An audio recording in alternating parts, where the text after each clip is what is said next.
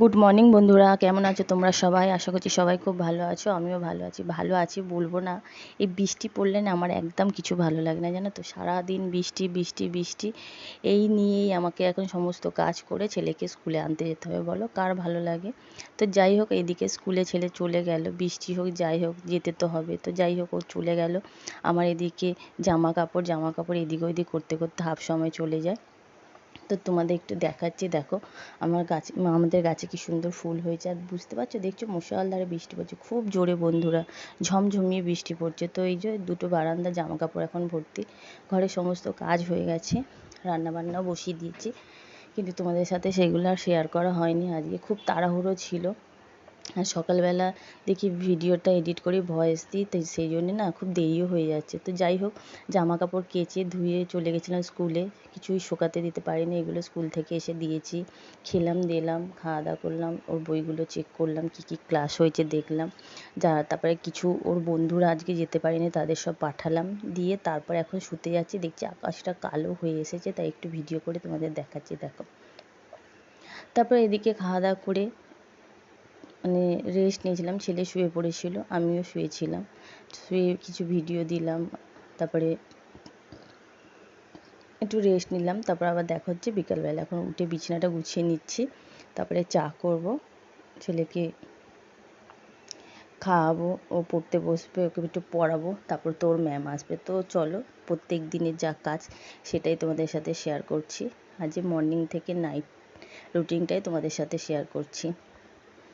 তো জানি না কেমন লাগবে বন্ধুরা, ভালো লাগলে অবশ্যই লাইক করো, কমেন্ট করো, কমেন্টে জানিও। আর এই যে চলে এলাম ওকে পড়িয়ে, তারপরে তোমাদের দাদা এলো, তোমাদের দাদা আবার চলে গেল দোকানে। তারপরে আমি বললাম না আর বসে লাভ নেই, চলো রান্নাটা সেরেই নিই। যে বৃষ্টি বৃষ্টি ওয়েদার, আর তাড়াতাড়ি তোমাদের দাদা চলেও আসবে, রান্নাটা করে নিই, আবার সকালে তো স্কুল আছে, তাই না। তোর ম্যাম এখন পড়াচ্ছে, আমি এদিকে আমার রাত্রের ডিনারটা কমপ্লিট করে নিচ্ছি। তো প্রথমে রুটিটা করে নিলাম, তারপরে করছি পরোটা। আমার ছেলে কি বলো তো, রুটি একদম খাবে না, পরোটা লুচি দাও ও খেয়ে নেবে। তো এখন খাওয়াতে খুবই জ্বালায়। পরোটা লুচি আগে তাও একটা খেতে, এখন অর্ধেক খেয়েই বলবে মা আর ভালো লাগছে না, এই লাগছে না, ও খুবই জ্বালায়। তো যাই হোক, কী করবো বলো, তারই মধ্যে বুঝিয়ে সুঝিয়ে খাওয়াতে হয়। বাচ্চা মানুষ, কোন দিন মন ভালো থাকে কোন দিন ভালো থাকে না। তো শরীরটা ওর খারাপ ছিল, সেই জন্য হয়তো ওর মুখে ভালো লাগছে না। তো যেটা ভালোবাসে সেটাই করে দিই।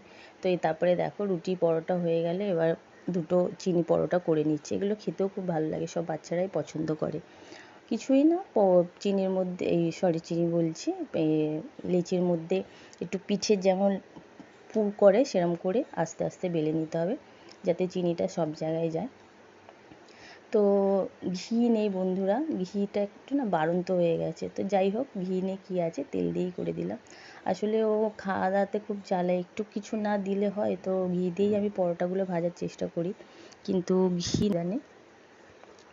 তো এই যে দেখো, এদিকে আমার রান্নাবান্না রুটি পরোটা সবই হয়ে গেলে, তরকারিটাও বসিয়ে দিয়েছিলাম আগে, তরকারিটাও হয়ে গেছে। তো ম্যাম এখন পড়াচ্ছে, ওর ম্যাম পড়িয়ে যাবে, তারপর আমরা খাওয়া দাওয়া করবো, করে তারপরে বাকি যা যা কাজ সব কিছু কমপ্লিট করব। তো দেখতে থাকো, আশা করি ভালো লাগবে।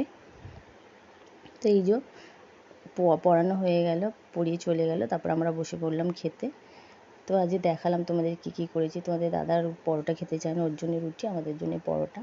তারপরে খাওয়া দাওয়া কমপ্লিট করলাম, এবার রান্নাঘর পরিষ্কারের পালা, যেটা না করলেই নয়, রাত্রে তো অবশ্যই করতে হবে। অনেক কিছু আছে তোমাদের সাথে শেয়ার করব, তোমরা সাথে থাকো, পাশে থাকো, আস্তে আস্তে সবই জানতে পারবে, ভালো ভালো ভিডিও দেবো।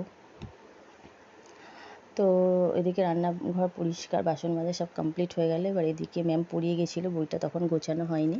তো এখন সকালে স্কুলের বইটা গুছিয়ে নিয়েছি, আর ঘরটা পরিষ্কার করে নিচ্ছি। রাত্রিবেলা যতই দেরি হোক, একটু দেরি করে শোবো, কোনো অসুবিধা নেই, কিন্তু ঘর বাড়ি সব পরিষ্কার করে গুছিয়ে নিট অ্যান্ড ক্লিন করে শোবো।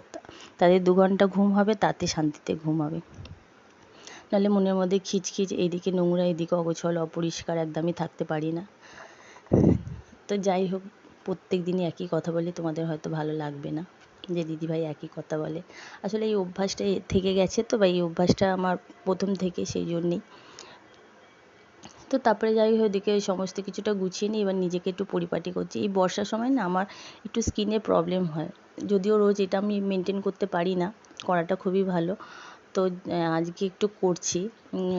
মানে কীরকম একটা না মানে শরীর স্কিনের মধ্যে একটা কি ইচিং হয়, এরকম টান টান ধরে, তো ওই জন্য একটু মুখটা ফেস ওয়াশ করে ক্লিনজার টোনার দিয়ে একটু মানে পরিষ্কার করে নিচ্ছি। এটা করা রোজই দরকার, খুবই ভালো, কিন্তু হয়ে ওঠে না, যেদিন হয় সেদিন করি।